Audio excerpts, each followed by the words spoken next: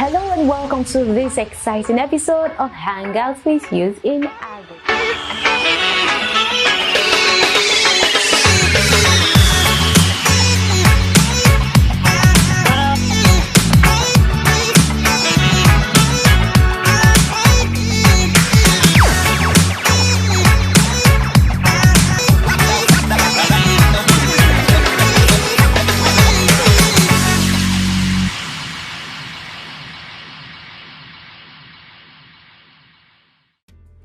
Alright, today seems to be very unique. That's because we're having a guest who is not in the house today. As a matter of fact, we're having a guest outside the shore of Nigeria. We're talking about Rwanda. And on set with me this evening is Pacifique Dusabimana. Hi Pacifique, hope I got your name correctly. Yeah, sure. Okay, I'm fine, thank you. How are you? I'm pretty good. And how is Rwanda? Well, Rwanda is a very small country in East Africa, but really cool. Amazing. Amazing. All right, so Pacifique, let's talk about combating hunger with the tool of agriculture.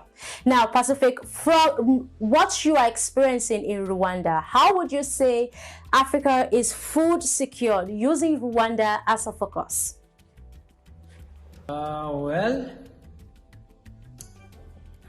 This is tough, but actually, I can't assure that Rwanda is food secure as well as Africa.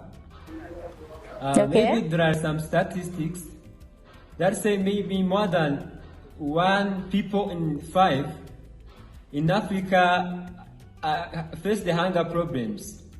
But actually, Rwanda and local communities, when you see how the people are, sometimes they can't even afford the 2 meals per day. Even the meal they can get is not that pretty delicious or nutritive meal. Yeah, it is not that food secure. Okay, so how would you say the youth in Rwanda are embracing agriculture? I can say the youth in Rwanda are playing a big role in just improving the performance of farming, because in recent years agriculture has been practiced by old people who has been practicing persistence farming for many generations. But now, through the intervention of government and the investors, the youth are now changing their mindset, seeing agriculture as not a job for the old people only, as they that's nice. Much opportunities. Yeah, through technology, mechanization, now agriculture is being attractive to many youths, and they are joining agriculture with innovations and much energy, so that agriculture is giving some really a hope. Yeah, I remember during our discussion when we were having a chat, you told me that you and your friends were occupying a piece of land and farming on it. So what do you do there? What do you produce? We produce Irish potato, maize. We produce sweet peppers, beetroots, and other various crops. But not only crops production, we also produce livestock production like dairy cows, piggery, and we also produce chicken and poultry like broilers, sasso chicken, the egg production layers as well. Now that's amazing, Pacifique. Well done, well done. So tell me, how has it been like since you started venturing into the act of agriculture, farming, for you and your friends?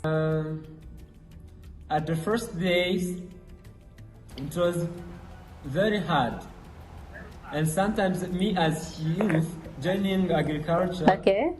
some of my colleagues were just condemning me, if I can say it like this, saying we would later Yeah, I could choose. imagine. Yeah, I could imagine the expressions on their faces when you told them you wanted to do agriculture, right?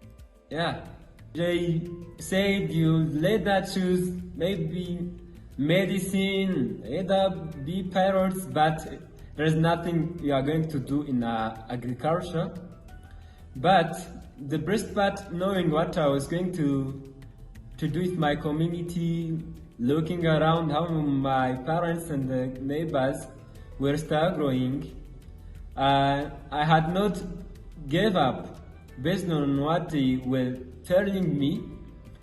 Yeah, and in agriculture, I can say the key is to keep trying and trying. Oh, that's amazing. All right. Pacifica, I have one more question for you, but let's take a short break. When we come back, we'll take that question.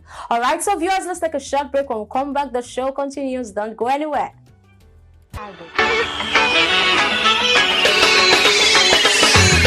Welcome back. This is Hangout with Youth in Agric, and Pacifique is still on set with us. And remember, Pacifique is streaming live from Rwanda. How are you, Pacifique, and how's it been on the show? Yeah, I'm good. I'm excited. Great. All right, now, Pacifique, tell us, where do you see Africa in the next 10 years if more youths embrace agriculture? Well, there is a hope that maybe in 10 years, Africa would be food secure through the engagement and empowerment of youth. But Good. there still needs a collaboration, because there are many youths that have not even changed the mindsets. However, the problem still is there are some youths who would like to join agriculture, and maybe they are already in agriculture doing maybe in some college, but because they don't have somebody to listen to their ideas, they seem not to feel like they will do agriculture after graduation. But I hope if that there is the way the government and the states investors can help in allocation of that ideas that need to be sponsored, and the innovations and the much energy of the youth can help maybe in 10 years that maybe at least the 70% of Africans maybe shall be food secure. However, it is still hard. All right. Okay. So that will be all, Pacifique. Thank you so much for joining us on today's episode of Hangout with Youth in Agric. Thank you. Yeah, thank you, Joy. All right. So it's a bye-bye from me in Nigeria. Say goodbye to our audience, please, Pacifique. Hi, guys. Thank you for having me. It was great hangout with youth at Agri. Okay. All right. Have a nice evening, Pacifique, and thank you for joining in. Okay, thank you. All right. Bye. That's it. So that's it, guys. That's Pacifique from Rwanda, and thank you so much for joining us, Pacifique. Now imagine how much we will be food secured, not just in Nigeria but in Africa at large, if we have more youth embrace agriculture. Let's change the narrative. Agriculture is beyond farming, and there are different value chains that you can embrace as a youth and start making your own money, become financially secured, and become food secured.